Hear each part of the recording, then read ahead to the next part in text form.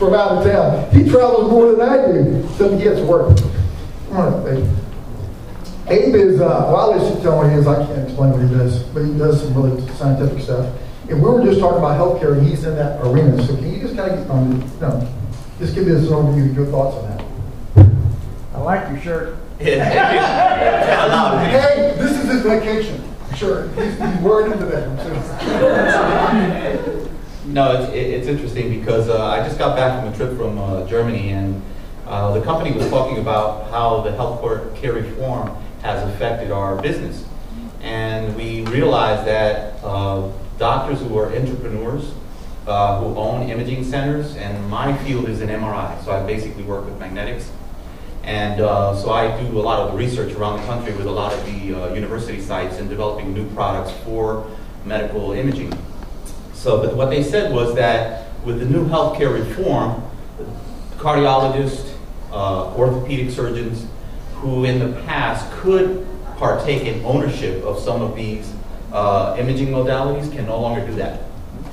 So that means that these outpatient centers are going down. They have to either sell out, and that also provides two sets of groups with improvement in economy. Lawyers, because they're going to be dealing with a lot of foreclosures and a lot of how do I save my business. And then the other thing is, how do these people now get back the revenue they're going to lose when they get rid of these imaging centers, which, by the way, the refurbished engineers who have refurbishing companies selling old equipment are going to thrive now because the new equipment is too expensive. So people are going to look for cheaper ways to provide medical imaging. So all these changes are happening now, but guess what? The prices of MRI exams are also going down, the reimbursement. So another thing that I'm seeing is that if you go for an imaging exam, you're going to get less of a quality because now you have to spend as little time as possible on that table so they can do more to get the same that they were getting 2 years ago. So that's also a downside for medical imaging.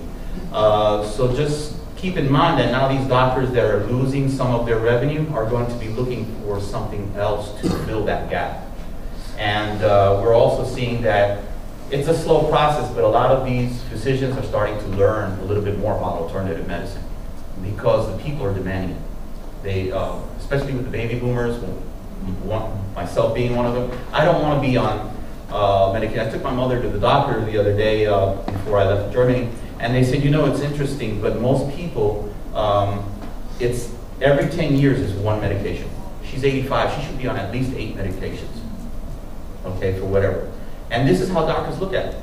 And she's only on 1.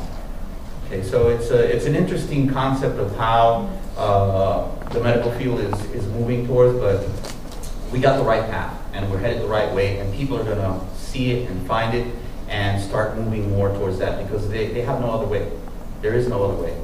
The other way is just too expensive, and it's getting more expensive. No matter what they say about reducing costs, it's not reducing costs. Okay? Thanks a lot. Appreciate it.